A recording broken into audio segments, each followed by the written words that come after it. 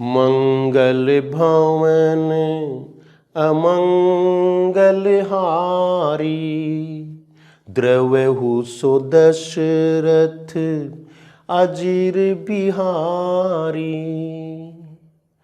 मंगल भवन अमंगल हारी, द्रवहु सो दशरथ अजीर बिहारी।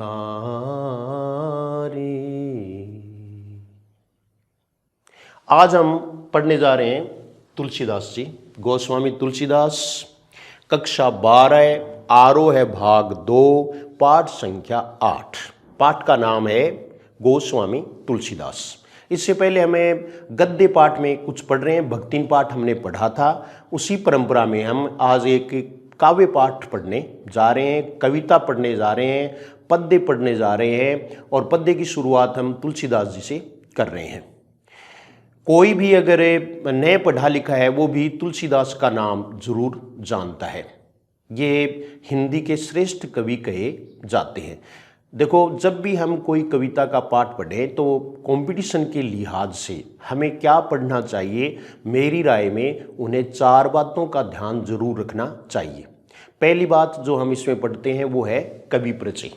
कवि परिचय का मतलब जैसे तुलसीदास जी के बारे में उनका परिचय, जीवन परिचय। दूसरे नंबर पर कविता परिचय। तीसरे नंबर पर विषय वस्तु, यानी उसमें क्या कंटेंट है वो पढ़ेंगे। और चौथे नंबर पर कला पक्ष विषयक विशेषताएं। कला पक्ष में छंद, अलंकार, रस, गुण या काव्य दोष, शब्द शक्ति, इनके बारे में जानना। 5वीं चीज एक और भी हम ले सकते हैं, वो ये है कि केवल विषय वस्तु में शाब्दिक अर्थ ही नहीं बल्कि भावार्थ भी। ज़्यादातर प्रश्न है वो भावार्थ पर ही पूछे जाते हैं। मैं आपको ये बता देना चाहता हूँ कि ये पूरा कंटेंट आपको हमारे ऐप पर मिलेगा, जीएस हिंदी क्लासेज पर मिलेगा। पूरी पुस्तकें आपको मिलेंगी, चाहे आप सेकंड ग्रेड की तैयारी कर रहे हैं, चाहे आप फर्स्ट ग्रेड की तैयारी कर रहे हैं, चाहे आप सीनियर की तैयारी क्यों नहीं कर रहे हैं, ये सब चीज़ें उसके काम की हैं। तो आज हमें शुरू कर रहे हैं गोस्वामी तुलसीदास से। गोस्वामी तुलसीदास जी का जन्म परिचय यहाँ दिया हुआ है। शुरुआत करते हैं जन्म से। 1532 ईस्वी में जन्मे और इनका निधन ये देखिए 1623। 23 से 25 का 32 का उल्टा होता है। ये देखिए आप, 1532 में जन्मे, 1623 में इनका निधन हुआ। जन्मे राजापुर में, निधन हुआ काशी में। इनके जन्म स्थान का नाम इस किताब के अनुसार, या हम ये कहेंगे सीबीएसई बोर्ड के अनुसार, राजापुर है। यहाँ हमें कोई भी वो संशय नहीं करना है, राजापुर ही रखना है। राजापुर ही आचार्य शुक्ल ने माना था। पूरी चर्चा हम हिंदी साहित्य के इतिहास में तुलसीदास जी पर कर चुके हैं। फिर भी यहाँ पाठ के अनुसार, जो केवल पाठ देख रहे हैं, जिन्होंने इतिहास नहीं पढ़ा है, तो वो थोड़ा सा के परिचित हो जाए, ये प्रयास मैं करूँगा। तो पहला आप देखिए रामचरितमानस, इनकी रचनाओं के बारे में है। विनय पत्रिका, गीतावली, श्री कृष्ण गीतावली, दोहावली, कवितावली, रामाज्ञा प्रश्न, ये किताबों के नाम दिए हैं। तुलसीदास जी के 12 ग्रंथ अभी तक प्रामाणिक माने जाते हैं। 12 ग्रंथों में से 6 ग्रंथ उन्होंने ब्रज भाषा में लिखे, जबकि 6 ग्रंथ अवधी भाषा में लिखे। ये यहाँ एक प्रश्न बनता है कि अवधी भाषा का ग्रंथ कौन सा है और ब्रज भाषा का ग्रंथ कौन सा है। हम परीक्षा में कई बार भूल जाते हैं कि अवधी और ब्रज की पहचान कैसे करें। तो ये बहुत ही सरल है, बहुत ही सटीक है। यहाँ आपको एक चीज़ ध्यान में रखनी है, और वो क्या ध्यान में रखनी है कि अवधी भाषा के ग्रंथ वो हैं जिन ग्रंथों के नाम में मंगल शब्द आ जाए। मेरी बात सुन रहे हैं यहाँ पे? कौन सा शब्द आ जाए? मंगल शब्द आ जाए। दूसरा है वो कौन सा, आपको ध्यान में रखना है कि अगर उस ग्रंथ के नाम में राम आ जाए तो वो अवधी भाषा का होगा। उदाहरण स्वरूप आप देखिए, रामचरितमानस कौन सा नाम आ गया? राम आ गया। इसका मतलब ये क्या है? अवधी भाषा का ग्रंथ है। दूसरा इसमें दिया हुआ नहीं है, लेकिन एक ग्रंथ है जानकी मंगल। जानकी मंगल, ये देखो आप, इसमें मंगल आ गया। दूसरा देखिए पार्वती मंगल, पार्वती मंगल, ये दूसरे ग्रंथ का नाम है। तो मंगल आ गया, मंगल आ गया। दूसरा देखो रामचरितमानस में राम आ गया। यहां रामाज्ञा प्रश्न है, बताओ कौन सा ग्रंथ है, यानी किस भाषा में है ये ग्रंथ। राम आ गया, राम आ गया तो क्या होगा, अवधी भाषा में होगी, क्योंकि राम जी की भाषा भी क्या थी, अवधी थी। तो यहां आप देख रहे हैं कि जानकी मंगल हो गया, पार्वती मंगल हो गया, रामचरितमानस हो गया, रामाज्ञा प्रश्न हो गया, 4 ग्रंथ हो गए ना। 2 और बचे हैं। 2 में देखिए आप, एक है रामलला नेचू रामलला नेचू, राम जी की शादी में, राम जी के विवाह में उनके नाखून काटने की रस्म का वर्णन है। उसका नाम ही क्या रखा है, रामलला नेचू। ये संभवतः इनकी पहली रचना मानी जाती है। तो ये आप समझ गए होंगे। 2 बातें आपको ध्यान में रखनी है अवधी भाषा के ग्रंथों के लिए। पहली बात क्या है कि उस ग्रंथ में राम का नाम आ जाए, एक बात। दूसरी बात आपको क्या ध्यान में रखनी है कि मंगल आ जाए। ये दोनों ही प्रकार के नाम किस भाषा में होंगे, अवधी भाषा में होंगे। फिर जो बच गए वो किस में होंगे, ब्रज में होंगे। ब्रज के लिए भी हमें जचा सकते हैं, और ब्रज के लिए वो आप क्या जचाओगे कि ये विनय पत्रिका है। देखो ब्रज भाषा में जितनी विनम्रता होती है उतनी किसी भी भाषा में नहीं है। तो ब्रज भाषा में विनय पत्रिका तो विनम्रता, तो ये तो आपको याद रखना है कि ये किस भाषा में है, ब्रज में है, हो गया। और रामचरितमानस है वो किस में है, अवधी में है।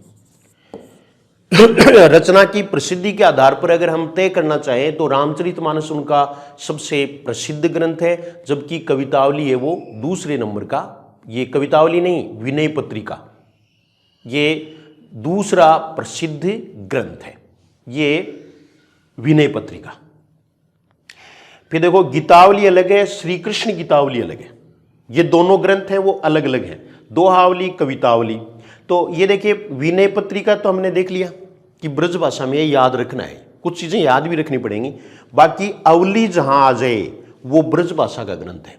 अवली का मतलब ये देखो गीतावली, अवली आ गया, श्री कृष्ण गीतावली, अवली आ गया, दोहावली में अवली आ गया, कवितावली में अवली आ गया। तो ये अवली वाले हैं वो सारे के सारे क्या होंगे, ब्रज भाषा में होंगे। एक जो है वो इनका ग्रंथ और है वैराग्य संदीपनी, वैराग्य संदीपनी। तो संदीपनी है वो कृष्ण के गुरु थे, तो भाषा निश्चित रूप से ब्रज होगी। तो वैराग्य संदीपनी है वो भी क्या है, ब्रज भाषा में होगी। ये सारे के सारे ब्रज भाषा के ग्रंथ हैं। तो ये तो अवधी और ब्रज के ग्रंथ हैं जिनको हम अलग कर सकते हैं। राम और मंगल आने पर अवधी भाषा में अवली, राम और अवली नहीं, बल्कि क्या करना है आपको, एक तो राम का नाम आ जाए और एक मंगल आ जाए, राम और मंगल। ये आने पर अवधी भाषा का ग्रंथ माना जाए, अवली आने पर ब्रज भाषा ग्रंथ माना जाए, विनय पत्रिका ब्रज भाषा में है। तो ये तो ग्रंथों के बारे में है। फिर अगला देखो, इसके बाद में क्या है, आपको पढ़ते समय पेन लेकर के बैठना है, जहां भी जरूरत पड़ेगी आप लिख लें, ये आपको लिखना है। ये देखो ये तुलसीदास जी की चौपाइयां हैं। चौपाई छंद का प्रयोग उन्होंने बहुत ही सौंदर्य के साथ किया है, बहुत सुंदर प्रयोग किया है। आज भी चौपाई तुलसीदास जी की गाई जाती हैं, उतनी प्रसिद्ध हैं। भविष्य में भी जब तक ये सृष्टि चलेगी तब तक इनकी चौपाइयां रहेंगी। और वो देखिए आप बहुत ही सुंदर, यहाँ काव्य के विद्यार्थी, साहित्य के विद्यार्थी वो थोड़ा सा ध्यान रख लें। और वो ये देखो आप कि ये बहुत इंपॉर्टेंट है, ये इन्होंने काव्य का लक्षण बताया। काव्य का लक्षण है वो तुलसीदास जी का यही है कि इन्होंने सुरश्री के समान काव्य को बताया, यानी गंगा के समान पवित्र भी होना चाहिए काव्य। उसमें अश्लीलता या इस तरह की विद्रूपता है वो नहीं आनी चाहिए जो कि वर्तमान में है। ये तुलसीदास जी का मत है। और ये देखो आप हृदय सिंधुमती सीप समाना, स्वाति शारद कहीं सुजाना, जो बरसे बर बारी बिचारू, हो ही कवित मुकुता मनि चारू, कीर्ति भनीति भूति भल सोई, सुर सरि सम सब कह हित होई। ऐसा तुलसीदास जी कह के चले गए हैं और इसी से इन्होंने इनका परिचय है वो करवाया है, परिचय शुरू करवाया है। तो चलो आगे हम पढ़ते हैं। भक्ति काल की सगुण काव्य धारा के है। कई बार बहुत आसान प्रश्न पूछ लेते हैं। तो ये सगुण काव्य धारा में राम भक्ति शाखा, भक्ति काल का जब भी हम विभाजन करते हैं तो भक्ति काल को दो भागों में बांटते हैं, एक निर्गुण शाखा और एक सगुण शाखा। निर्गुण शाखा के फिर दो भेद हो जाते हैं, एक संत काव्य और एक सूफी काव्य। ऐसे ही सगुण भक्ति काव्य है, उसके भी हमें दो पार्ट करते हैं। पहला पार्ट है वो राम भक्ति काव्य है, दूसरा है वो कृष्ण भक्ति काव्य है। तो ये राम भक्ति शाखा के कवि हैं तुलसीदास जी, प्रतिनिधि कवि माने जाते हैं। आगे इनके बारे में देखो, सर्वोपरि शब्द इंपॉर्टेंट है। जहाँ कुछ बातें हमें कंपटीशन की कहीं भी जो हाथ लगती हैं वो कर लेनी चाहिए। तो सर्व जोड़ ऊपरी गुण संधि है, ये ऊपरी शब्द है, ये बहुत बार गलत लिख देते हैं हम। फर्स्ट ग्रेड में फर्स्ट पेपर में ये प्रश्न पूछा हुआ है हिंदी में। कवि गोस्वामी तुलसीदास में भक्ति से कविता बनाने की प्रक्रिया की सहज परिणति है। ये देखिए, परिणति मानी रूप परिवर्तन, परंतु उनकी भक्ति इस हद तक लोकोन्मुख हो है, ये इनकी विशेषता हो गई, लोकोन्मुखता। तुलसी का काव्य लोकोन्मुख है, समाजोन्मुख है, या मैं ये कहूँगा कि मंगलकारी है, लोक मंगलकारी है, कि साधना के कवि के रूप में प्रतिष्ठित है। ये बात न सिर्फ उनकी काव्य संवेदना की दृष्टि से वरन काव्य भाषा के घटकों की दृष्टि से भी सत्य है।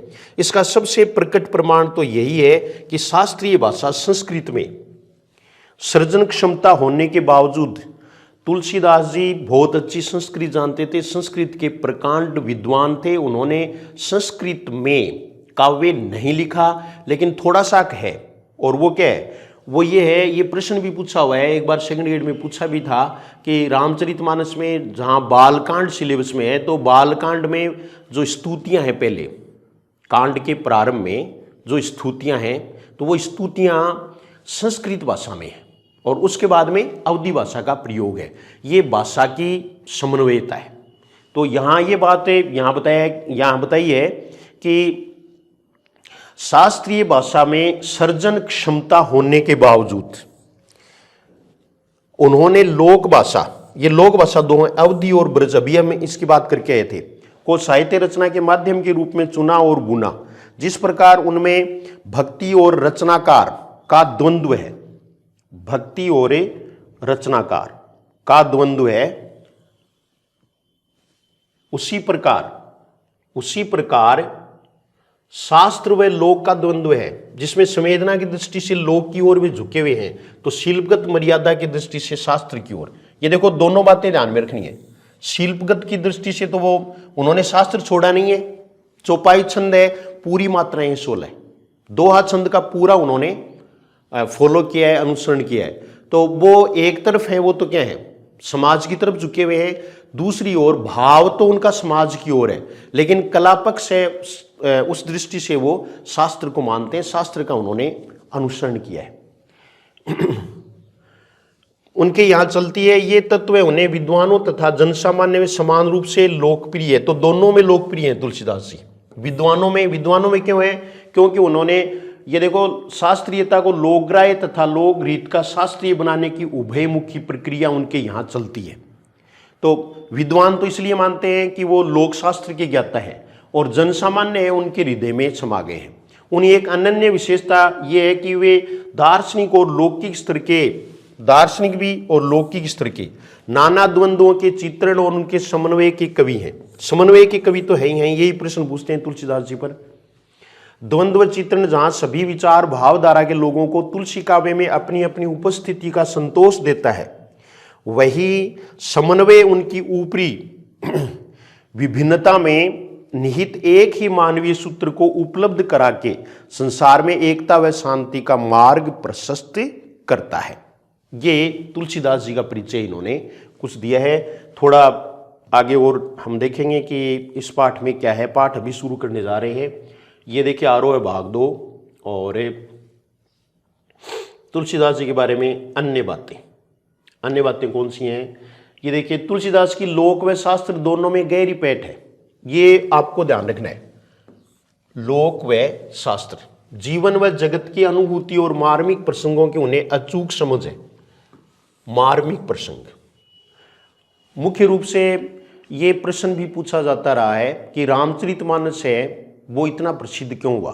तो उसकी सबसे बड़ी विशेषता है मार्मिक प्रसंगों की पहचान करना। जैसे राम का वनगमन, उसके बाद में राम और भरत का चित्रकूट में मिलन, और ऐसा ही एक मार्मिक प्रसंग इस पाठ में हम पढ़ेंगे और वो अभी आने वाला है। लेकिन फिलहाल देखते हैं कि और क्या लिखा है। और इसी से प्रकृति व जीवन की विविध भावपूर्ण चित्रों से उनका रचना संसार विशेषकर रामचरितमानस, ये देखिए रामचरितमानस से इनका सबसे प्रसिद्ध ग्रंथ माना जाता है। इसी से ये है, थोड़ा सा इधर कर लेते हैं। ये देखिए आप, ये थोड़ा सा ध्यान रखेंगे।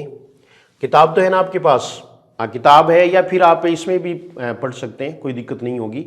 तो ये देखिए रामचरितमानस से, इसी से ये हिंदी का अद्वितीय महाकाव्य, तो हिंदी का अद्वितीय महाकाव्य बनकर उभरा है। तो वो किससे उभरा है? जीवनी भावपूर्ण चित्रों से उनका रचना संसार समृद्ध है, विशेषकर रामचरितमानस। तो रामचरितमानस में भाव ही सबसे महत्वपूर्ण है। विश्व प्रसिद्ध लोकप्रियता के पीछे सीताराम कथा से अधिक लोक संवेदना, सीताराम की कथा ही नहीं बल्कि लोक संवेदना और समाज की नैतिक बनावट की समझ है इस ग्रंथ में। उनके सीताराम ईश्वर की अपेक्षा तुलसी के देश काल के आदर्शों के अनुरूप मानवीय धरातल पर पुनः सृष्टि चरित्र है। गोस्वामी जी ग्रामीण व कृषक संस्कृति तथा रक्त संबंध की माया परे आदर्शीकृत गृह जीवन के चितेरे कवि हैं। तुलसीदास इस अर्थ में हिंदी के जातीय कवि हैं। यहां ये प्रश्न भी आपको ध्यान में रखना है। ये देखो जातीय कवि, तो आप ये बताएं कि तुलसीदास को हिंदी का जातीय कवि कहा किसने? ये प्रश्न है वो कई परीक्षाओं में पूछा हुआ है, अच्छी परीक्षाओं में या उच्च परीक्षाओं में, और वो हैं डॉक्टर रामविलास शर्मा। डॉक्टर रामविलास शर्मा ने इनको जातीय कवि कहा कि अपने समय में हिंदी क्षेत्र में प्रचलित सारे भावात्मक व काव्य भाषाई तत्वों का प्रतिनिधित्व वे करते हैं। इस संदर्भ में भाव, विचार, काव्य रूप, छंद और काव्य भाषा की जो बहुल समृद्धि उनमें दिखती है वह अद्वितीय है। ये देखो आप, वह अद्वितीय है, तत्कालीन। यहाँ एक शब्द व्याकरण का भी आप ध्यान में रखोगे, और व्याकरण का ये देखिए आप तत्कालीन, तो ये तात्कालीन नहीं होता। ये क्या होता है? तत्कालीन होता है, वो तात्कालिक होता है। इक प्रत्यय लगाते हैं तो क्या होगा? तात्कालिक होगा। ये तत्कालीन होगा। हिंदी क्षेत्र की दोनों काव्य भाषाओं, ये देखो दोनों काव्य भाषाएं अवधी और ब्रज भाषा तथा दोनों संस्कृति कथाओं, सीताराम व राधा कृष्ण, राधा ये कृष्ण गीतावली आदि ग्रंथ हैं, वो राधा कृष्ण से संबंधित हैं, की कथाओं को समाधि साधिकार अपनी अभिव्यक्ति का माध्यम बनाते हैं। उपमा अलंकार के क्षेत्र में जो प्रयोग वशिष्ठ कालिदास की पहचान है, वही पहचान सांग रूपक के क्षेत्र में, यहां प्रश्न बन गया। ये देखिए आप, सांग रूपक के क्षेत्र में तुलसीदास की है। अनुप्रास की भी है, अनुप्रास की भी है। रामचंद्र शुक्ल ने इन्हें अनुप्रास का बादशाह भी कहा है। तो ये सारी चीजें हैं। इसमें देखो, विविध विषमताओं से ग्रस्त कलिकाल तुलसीदास का युगीन यथार्थ है, जिसमें ये जो है वो एक बार हम छोड़ेंगे, क्योंकि ये हम नहीं पढ़ने जा रहे हैं, बल्कि हम दूसरा पढ़ने जा रहे हैं। पाठ परिचय में दूसरा देखिए आप कि ये देखो लंका कांड, यहां से देखना है। वो पाठ पाठ का भाग है, वो बाद में पढ़ेंगे। तो ये देखिए आप, रामचरितमानस के लंका कांड से गृहीत लक्ष्मण के शक्तिबाण लगने का प्रसंग कवि की मार्मिक स्थलों की पहचान का एक श्रेष्ठ उदाहरण है। ये मार्मिक स्थल जितने भी हैं उनमें एक ये भी है, लक्ष्मण के शक्ति बाण लगना, भाई के शोक में विगलित राम का विलाप धीरे धीरे प्रलाप में बदल जाना। यानी वो ये भूल जाते हैं कि मैं सृष्टि का करता हूं या सृष्टा हूं, बल्कि एक सामान्य मानव की तरह वो प्रलाप, विलाप किस में बदल जाता है? प्रलाप में। विलाप के बाद वाली स्थिति है वो प्रलाप की होती है, जिसमें बेहोशी में, यानी इतना दुख हो जाए कि उसे होश ही नहीं रहे और वो क्या का यानी कुछ का कुछ ही कहे, उसको क्या कहते हैं? प्रलाप कहते हैं। अर्थहीन वार्तालाप से या अर्थहीन वाणी से अपनी वेदना प्रकट करना प्रलाप कहलाता है, जिसमें लक्ष्मण के प्रति राम के अंतर में छिपे प्रेम के कई कोण सहसा अनावृत हो जाते हैं। अनावृत का मतलब खुल जाते हैं। यह प्रसंग ईश्वरीय राम का पूरी तरह से मानवीकरण कर देता है, जिसमें पाठक का काव्य मर्म से सीधे जुड़ाव हो जाता है और वह भक्त तुलसी के भीतर से कवि तुलसी के उभर आने और पूरे प्रसंग पर उसके छा जाने की अनुभूति करता है। इस घने शोक परिवेश में हनुमान का संजीवनी लेकर आ जाना कवि को कर्णरुष के रस के बीच वीररस के उदय के रूप में दिखता है। ये हमें खास तौर पर पढ़ेंगे, प्रश्न कई परीक्षाओं में पूछा हुआ है। ये देखिए आप, शोक परिवेश में हनुमान का संजीवनी लेकर आ जाना, ये कई दृष्टियों से महत्वपूर्ण है। काव्य शास्त्र की दृष्टि से भी महत्वपूर्ण है, तो यहां भी महत्वपूर्ण है। उदय के रूप में दिखता है, ये उपमा अद्भुत है और काव्यगत करुण प्रसंग को जीवन के मंगल विकास की ओर ले जाता है, ले जाती है। अब पाठ देखेंगे कि पाठ में हमें कहां से पढ़ना है। आज का अपना ये पाठ है और लंका कांड से लिया गया है। रामचरितमानस में लंका कांड, पाठ का नाम है लक्ष्मण मूर्छा और राम का विलाप। अच्छी तरह से दिख रहा होगा आपको, ये पाठ का नाम है। ये देखो आप, लक्ष्मण मूर्छा और राम का विलाप, ये पाठ का नाम है। मैं प्रसंग रूप में आपको बता देता हूं कि लक्ष्मण जी के जब मेघनाद का बाण लगा तो वो मूर्छित हो गए। मूर्छित होने पर वैद्य को बुलाया गया, जिनका नाम सुसेन था। लंका से हनुमान जी उठा के लाए और वैद्य से पूछा, तब उन्होंने कहा कि फलां पर्वत पर संजीवनी है, वो अगर कोई लेके आ जाए तो ये बच सकते हैं, और वो भी सूर्योदय से पहले। तब ये काम हनुमान जी करते हैं। हनुमान जी वहाँ जाते हैं, जब वो संजीवनी लेकर वापस आ रहे हैं तो उनका मिलन भरत से होता है, और भरत से उनका मिलन जो होता है वहाँ से ये पाठ शुरू होता है। तो भरत जी से वो मिले। पहले भरत जी के बारे में राम जी ने बहुत कुछ बता दिया था कि मेरे भरत ऐसे हैं या मेरे से भी बढ़कर हैं, उनमें गुण हैं। तो वो सारी बातें उन्होंने जानी। बात यही थी कि राम जी की कृपा से भरत जी को हनुमान जी से मिलाना था। तो हनुमान जी भरत जी से इस मोड़ पर मिलते हैं, उन्हें संजीवनी जरूर ले जानी है। संजीवनी में वहाँ वो पहचान नहीं पाते हैं, राक्षस हैं, वो आग लगा देते हैं, तो वो पूरे पर्वत को ही लेकर के आ रहे हैं। उसमें ये प्रसंग है। ये देखो, दोहा छंद है। सबसे पहले हमें यहाँ काव्य शास्त्र की बात करेंगे। दोहा छंद है, वो देखो आप कि दोहा छंद अर्धसम मात्रिक छंद है। अर्धसम मात्रिक छंद है। अर्धसम मात्रिक छंद।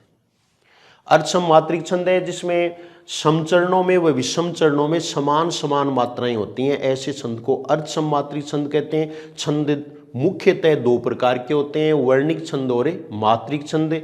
मात्रिक छंद है वहां हम तीन प्रकार कर सकते हैं, सममात्रिक छंद और अर्धसम मात्रिक छंद तथा विषम मात्रिक छंद। तो ये अर्धसम मात्रिक छंद है दोहा, जिसमें विषम चरणों में, यानी विषम का मतलब है पहला और तीसरा, इसमें 13 मात्राएं होती हैं, 13 मात्राएं। और सम में दूसरे और चौथे में 11 मात्राएं होती हैं। प्रश्न है वो कई बार ये भी पूछ लेते हैं कि इसमें यति कहाँ होती है, तो चरणांत में होती है। 13 11 पर यति होती है। दोहा छंद के समचरणों की तुक मिलती है। समचरण ये हैं, इनकी तुक मिल रही है। दूसरी बात ये याद रखनी है कि समचरणों के अंत में लघु वर्ण होता है। प्राय गुरु लघु होता है, लेकिन ये सार्वकालिक विशेषता नहीं है, बल्कि गुरु लघु हम मान सकते हैं कि गुरु लघु वर्ण होता है। तो ये गुरु लघु वर्ण है। अब यहां से शुरू करते हैं पाठ को। ये देखिए आप, हनुमान जी कहते हैं, हनुमान जी भरत जी से कहते हैं, हनुमान जी भरत जी से कह रहे हैं। एक प्रश्न ये आता है कि पंक्ति दे देते हैं, कोई भी कविता की लाइन दे देंगे, पूछ लेंगे ये पंक्ति किसकी है या इसके वक्ता कौन है, श्रोता कौन है, किसने किससे क्या कहा। ये कविता में इंपॉर्टेंट होता है। ये अगर हम जानते हैं, इसका मतलब हमें कविता की समझ हो गई है, हम उस कविता को समझ गए हैं। यहां ये देखो आप, तव प्रताप उर राखी प्रभु, जे हूं नाथ तुरंत, अस कही आयसु पाई पद, बंदी चले हनुमंत। आविष्कार देखिए, तव प्रताप उर राखी प्रभु। तव, तव मानी आपका। ये तव शब्द किसके लिए प्रयुक्त हुआ है? भरत जी के लिए। कह कौन रहे हैं? हनुमान जी। तव प्रताप, कि आपका प्रताप हृदय में रखकर उर राखी प्रभु जय नाथ तुरंत। कि यहां दो शब्द है, एक प्रभु और एक नाथ। ये किन के लिए प्रयुक्त हुए हैं, यही प्रश्न पूछते हैं। तो ये देखिए आप, तव प्रताप और राखी प्रभु, यहां प्रभु शब्द है वो भरत जी के लिए। ये किसके लिए प्रयुक्त हुआ? भरत जी के लिए प्रयुक्त हुआ है, क्योंकि लक्ष्मण जी का तो मतलब नहीं है उन्हें, तो वो तो मूर्छित हैं और मूर्छित पड़े हैं। नाथ, ये नाथ शब्द है वो पहले किसी परीक्षा में पूछा हुआ है, सेकंड ग्रेड में। ये नाथ शब्द है वो राम के लिए प्रयुक्त हुआ है। हनुमान जी ने भरत जी को प्रभु तो राम जी को नाथ कहा है। कि तव प्रताप उर राखी प्रभु, के भरत जी से कहते हैं कि हे भरत जी, मैं आपका ये प्रताप यश अपने हृदय में धारण करके नाथ के पास तुरंत जा रहा हूं, राम के पास तुरंत जा रहा हूं, मुझे संजीवनी लेके जाना है। अस कही आयसु पाई पद। आयसु मानी आज्ञा। आयसु का अर्थ क्या है? आज्ञा, आदेश। आदेश तत्सम होता है आयसु तद्भव है। बंदी चले हनुमंत, यानी ऐसा कह करके आज्ञा प्राप्त करके, किनकी? भरत जी की।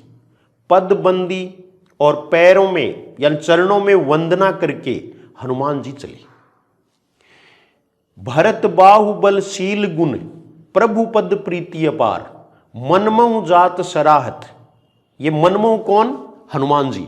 हनुमान जी हैं वो अपने मन में सराहते हुए चल रहे हैं। पुनि पुनि पवन कुमार, यानी बार बार।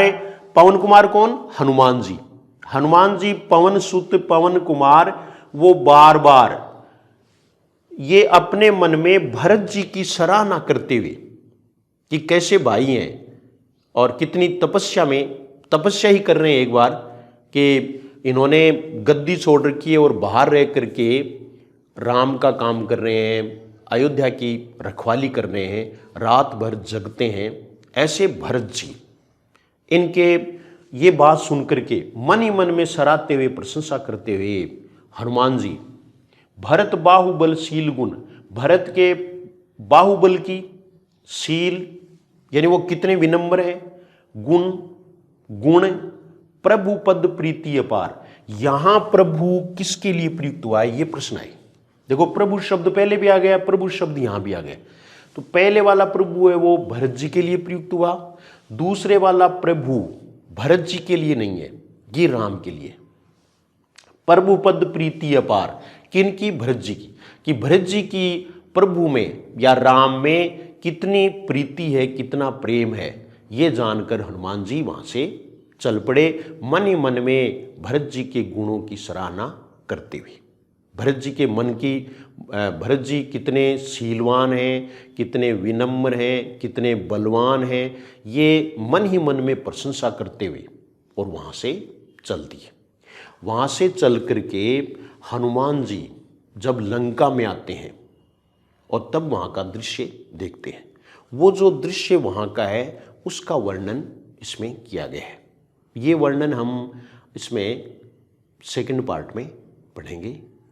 अभी आपने कुछ पढ़ा होगा, ये किस प्रकार से प्रश्न आते हैं, कैसे हमें पद्य पढ़ें, कविता कैसे पढ़ें। तो मैं आपको ये बताना चाहता हूँ कि अगर आप हमारे ऐप से पढ़ते हो, हमारा नहीं, ये आपका ही ऐप है, अगर आप पढ़ते हो तो आपको पूरा वो मिलेगा जो मैंने आपको इस तरीके से बताया। तरीका ये होगा, बाद में प्रश्नोत्तर भी होंगे। जैसे 5 पाठ हमने पढ़ लिए, 5 में से फिर प्रश्न, या किताब छोटी है तो किताब के अंत में परीक्षा उपयोगी प्रश्न भी दिए जाएंगे। बीच बीच में मैं प्रश्न है वो आपसे पूछता रहूँगा। जैसे यहाँ भी पूछा कि प्रथम बार प्रभु शब्द का प्रयोग भरत के लिए हुआ, दूसरी बार प्रभु शब्द का प्रयोग राम जी के लिए हुआ, नाथ का प्रयोग राम के लिए हुआ। पहली जो पंक्ति है उसमें ये कह रहे हैं तव प्रताप, तो तव का मतलब भरत का, ये भरत के लिए प्रयुक्त हुआ। और उर में कौन रखेंगे? हनुमान जी। तो वहाँ से वो चल देते हैं और किसकी आज्ञा प्राप्त करके? राम की नहीं बल्कि भरत की, क्योंकि वो भरत जी के पास है। और ये भरत की प्रशंसा कर रहे हैं। मन महु जात सराहत पुनि पुनि पवन कुमार, ये लाइन दे देंगे, एक पंक्ति दे दी और उसमें ये कहेंगे कि हनुमान जी यहाँ मन ही मन में किसकी प्रशंसा कर रहे हैं? सराहना कर रहे हैं। तो किसकी सराहना कर रहे हैं? भरत की कर रहे हैं, राम की नहीं कर रहे हैं। अगली बात देखो, भरत बाहुबलशील गुण प्रभु पद प्रीति अपार। यहां किसके चरणों में किसकी प्रीति बताई है? तो भरत जी की प्रीति राम जी के चरणों में बताई है। ये अपना थोड़ा सा पाठ हमने पढ़ा, पाठ शुरू हो गया है। अभी हमें इससे नेक्स्ट यानी आगे जो पढ़ेंगे तो ये आप देखते रहिए, आपको इसके आगे वाला पार्ट है वो अगले पार्ट में मिलेगा। धन्यवाद।